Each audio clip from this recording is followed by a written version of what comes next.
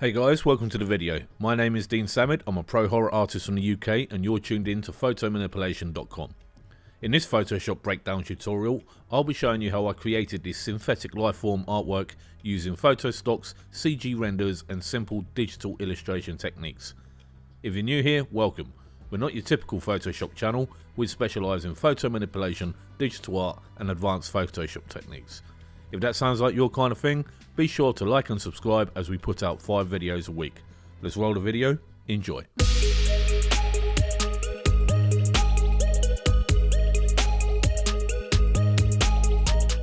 So this synthetic lifeform piece was a commission that I put together for a German publisher called Fester Verlag, and it's a German language re-release of a book called Deadstock. And Deadstock is a story about synthetic life forms which has a bit of a punky undertone and flavour to it. So that's what I wanted to capture with this image here. Now when I create a piece like this, because I've been doing this so long, getting old now, I've been doing this for 20 years, I have a pretty set method for working on composite artwork or commissions when doing photo manipulation work for clients. I'm going to show you a couple of those things that I do at the beginning, and then we're going to do a step-by-step breakdown on how this piece was created and the tools, processes and resources that I used to put it together.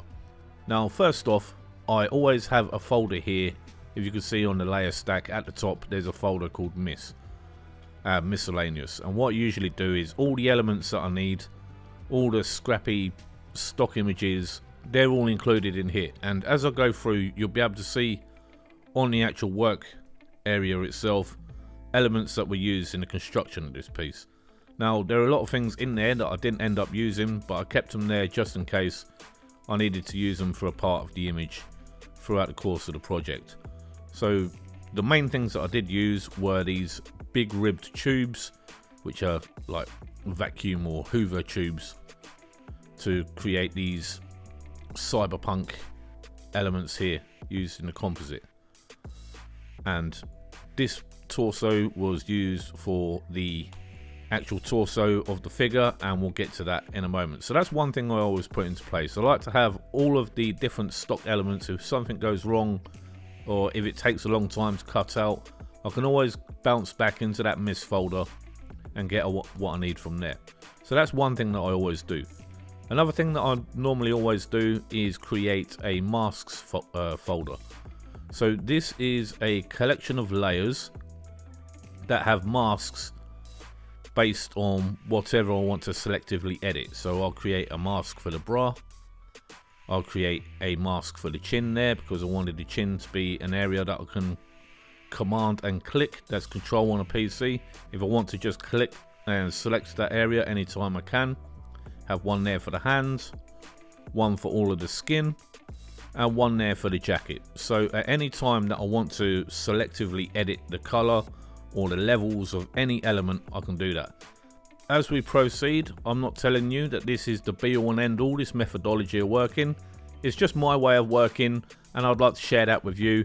There may be 1 or 2 tips that you might find useful. So at the top of the layer stack here, we'll go through masks. We have one there for bra, one there for chin, one there for hands, one for skin, and one for jacket. And as I said before, you can command and click on the layer icon at any time and create those selections. How do I create them?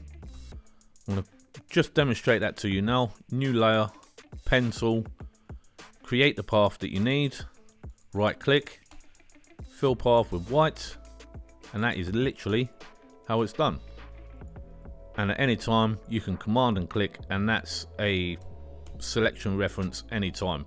Yeah, it may take up a little bit of extra space in the document, might add an extra couple of kilobits, but to me that's negligible. I've never really had a problem working like that. Okay, so that's our masks out of the way. We're going to hide all of these layer groups, and we're going to start at the bottom and work our way up. So as you can see there, just popped up, we have the original stock image, and that is from Adobe stock. So there, this is Hair Masher by, let me try and pronounce this, Palatovsky Studio. Lovely image, it really fit the vibe of the story. The global processing will be the top layer group. There you can see the work that's been done. Okay, so let's start at the beginning, right at the bottom, and work our way up. So we have the original image there, nothing's been done. The first layer group is tech lines, and I'm going to go through one by one and show you how this was done. Now these elements here, as with most of the work that I do, is literally using the pen tool. So a new layer was created, hit P for pen, a path or a shape was drawn. So I'm just going to demonstrate that for you now. And then right click, fill path, and whatever color you need. This time I'll just do it black for demo purposes. I'm using the spacebar to pan here and Command and plus to zoom in. Anytime you hear me saying Command, if you're on a Windows, just replace that with Control. Delete path. And here you can see this element that we can use to do the illustration. Now this is where the tough bit comes in, is figuring out or understanding where the actual lines themselves will be. Now there are some artists out there that do this kind of Android style. People like Michael O, they're way better than me, but this was my little crack at the concept. So I've been doing this for a long time now, and I'm still nowhere near those guys. So as I go through this, there are some that are really skinny that aren't done in that process. That was pencil, create the path, go B, change the brush size. I'm going to make it a very small brush, maybe a couple of pixels, and the hardness will be top. And then right click, we'll get the pencil, P for pencil, and then stroke path, use brush, delete path, and that's how we do these smaller lines here. So I'm going to Alt, Command and Z to step backwards and undo those actions that I just did there to demo that process. Okay, we're clicking upwards now. Now this is a bit different. For these whites, whenever there's solid objects like this and there's a light source, the light will catch on the edge. It's like a faux bevel effect, as opposed to just going blending options and beveling emboss where you don't have that much control. These were literally just created manually. So Shift Command and N, new layer, hit P for layer P for pencil, hit D to hit the defaults, X to switch from black to white. I'm going to create a shape and fill that with white again. Fill path, I'm going to select white, go OK, delete path, and this would just be a smudge tool. So strength 71, that may be a bit too strong there. Let's go for something a little bit lower, and you can smudge that as needed for getting those catch light areas. I'm going to delete that. Okay, so these catch lights were smudged a little bit so they didn't look so sharp. Here we have some kind of faux brightness there. I don't know if that was, let's get the global processing. Yeah, that was kept in. Here's overlay. I really enjoy using overlay for all kinds of things. My colleague Clinton Lofthouse uses overlay and soft light quite a lot for doing his dodge and burning stuff. Here we have some elements on the chest that I was going to include, but I went against that and decided to use a CG render for the mechanical elements instead. So that one, these parts here weren't actually kept. We're going to go on to the last one. I'll go Command and click to see where that is, and I don't think there's anything there. So they are the tech lines. Now this doesn't look all that great when you zoom in.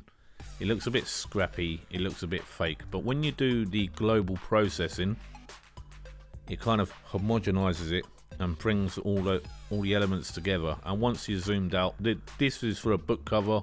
When the final artwork's done, it does look a bit more polished and refined. This is an older piece as well. My skills have upped since then, but it's still quite an effective piece. The emotion of the model and the mechanical elements. Here we get to the mech torso. Now, Using layer groups are really handy because you can control all of the elements within that layer group and control the visibility using a layer mask. So with layer masks, white is visible and black is invisible. So I'm going to go disable layer mask, and here you can see the elements spilling out of the jacket. Now I'm just going to demonstrate how I use these masks up here. So I'm going to delete the layer mask. I'm going to add a new one for the demo. I'm going to click on jacket mask. I'm going to shift, command and click the hand mask. And I'm going to shift, command and click the chin mask and the bra mask. And you can see this selection's been created. Now with the mech torso folder active, I'm going to go Alt and delete and fill all that with black, and there you can see the mech torso has been removed from those areas. I'm just going to backtrack through all of that just so I don't mess up my original artwork. Alt Command and Z, step back, step back, step back until I get to the original layer mask that was there before I disabled it. Enable layer mask, and that is exactly how I control these mechanical elements and keep them visible in the area that I'd like them to be. Inside this layer group we have torso there, so this is a layer group within a layer group with its own layer masks applied. This here is shadow. I've done a dedicated video to shadows. I'll do a little pop-up graphic for that and a link to that in the description below if you'd like to learn about how I do shadows. Here is levels, just darkening things up a bit. That's an adjustment layer, and I activate adjustment layers. I like to access them via the bottom of the layers palette. You'll see from my workspace I don't have many palettes around. I like a really minimal workspace with the majority of the operations done through this really skinny bar here, the toolbar to the left. That's just my preferred way of working. I don't ever have any color wheels or anything like that visible. So levels there to darken the mechanical elements and the torso. And just to give you an idea of where this came from, this was the original stock image. I got this years ago. This was before Adobe Stock. This is Fotolia. I'm just going to bounce through. All of Fotolia got transferred over to Adobe Stock, so all of these images are available. If you want to use the same stock image, that's all good. The link is in the description below. But back to the composite. So to remove just the element that I wanted, pen tool was used. I traced around, copied it, and then put that into place. I had to scale it up a little bit. It's not ideal, but I really wanted the mechanical torso for this piece, so sometimes it's okay if you scale it up a bit. Now the reason why we say that is because Photoshop is raster software. Not raster, but raster. Is bitmap based, which means everything in here is based on a pixel grid. Now if you take a pre-rendered CG asset or a photo stock or an illustration and stretch it out, the bigger you go, the more it gets degraded. So that's why we say, as a rule of thumb, don't stretch things out, don't make them bigger. Okay, on to the next layer group. Here we have the big ribbed tubes. Once again, it's inside a layer group to control its visibility. I'm going to right click, go disable layer mask, and you can see the areas where it's been masked out. Once again, we would have used the hand mask, the chin mask, and maybe the jacket mask as well. I'm going to enable the layer mask. I'm going to command and click, and you can see the areas that have been masked out to control the visibility of those tubes. I really struggle with these for some reason.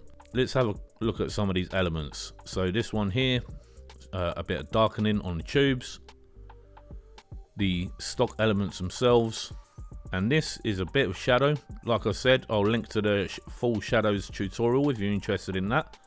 So shadow cast underneath the tubes, and this unnamed group, let's see what we've got going on in here.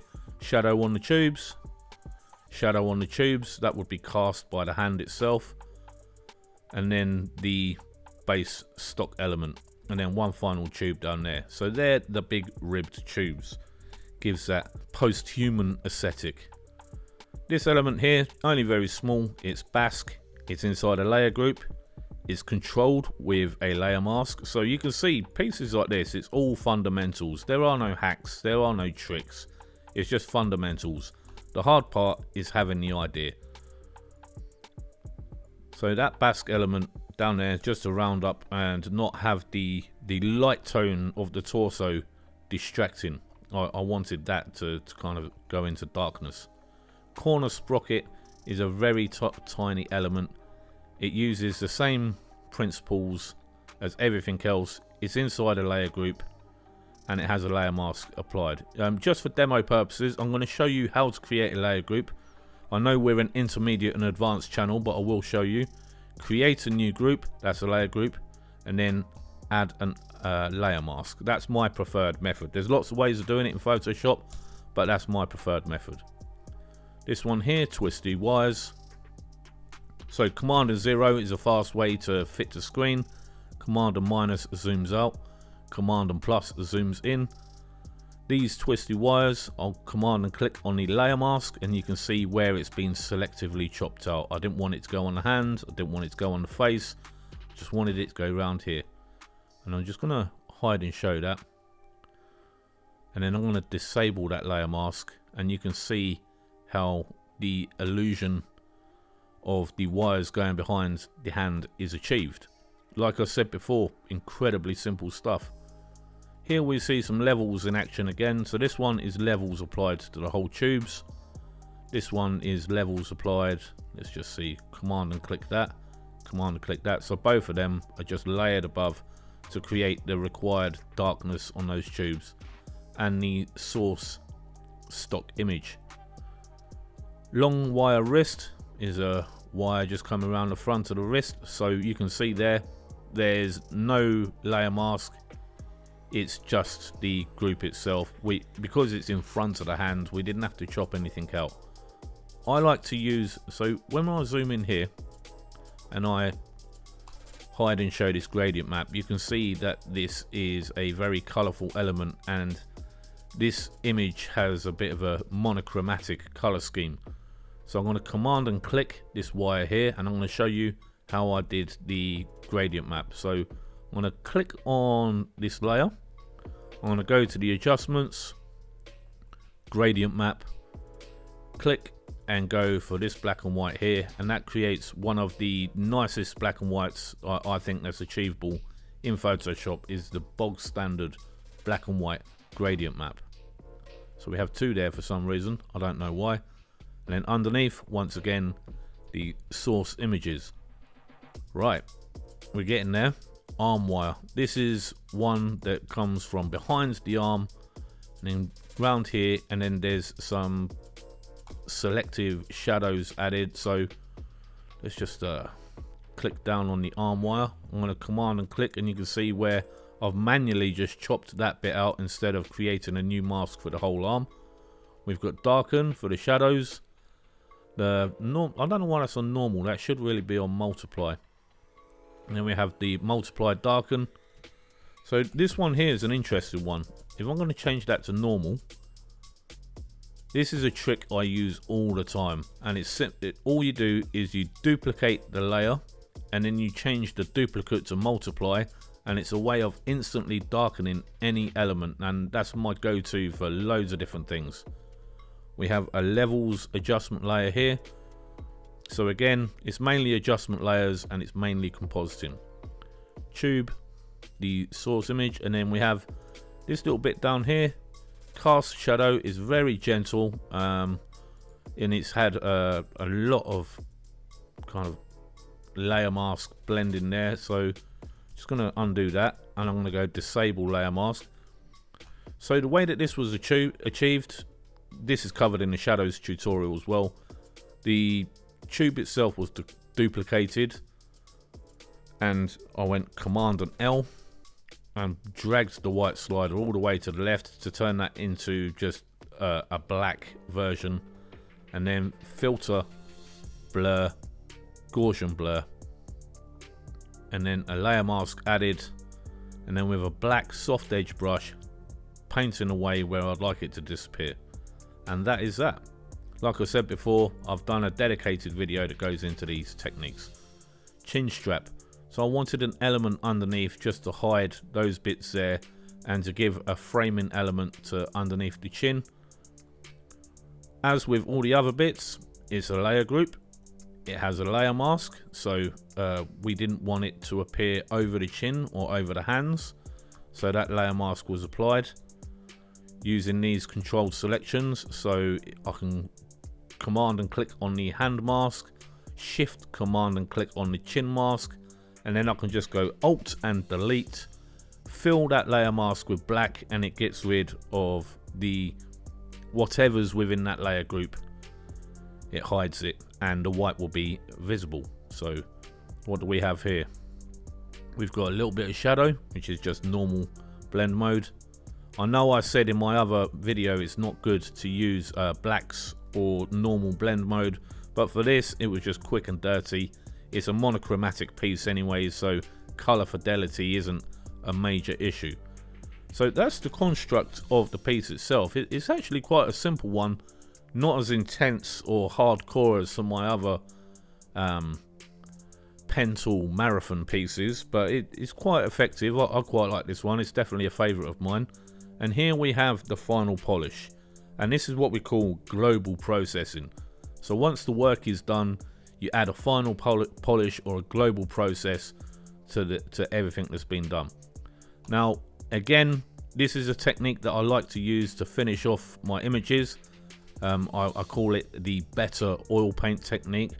So we start with an oil paint filter of a merged copy. To create a merged copy, there's a shortcut, Command Alt Shift and E, little song.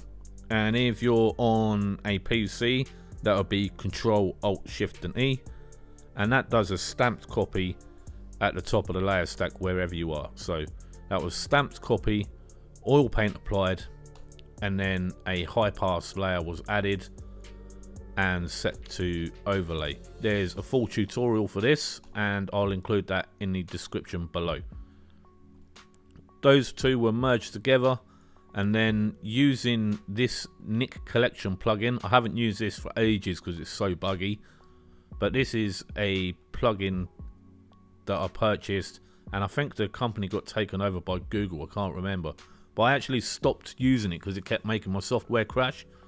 But for this final polish, I used the Nick Collection and Pro Contrast, judging by the layer, and that's a really nice way of finishing images up. I should really go back to it because it gives you a nice look. It really does pick out the lights, the midtones and the shadows really nicely. Now for the color processing, again, it's adjustment layers. So a gradient map, I really do enjoy my gradient maps. Here's one that I would have made custom. So I would have taken an existing gradient map and then gone into the parameters and added colors or removed colors as needed until I get the look that I want. So that's usually what I'll do.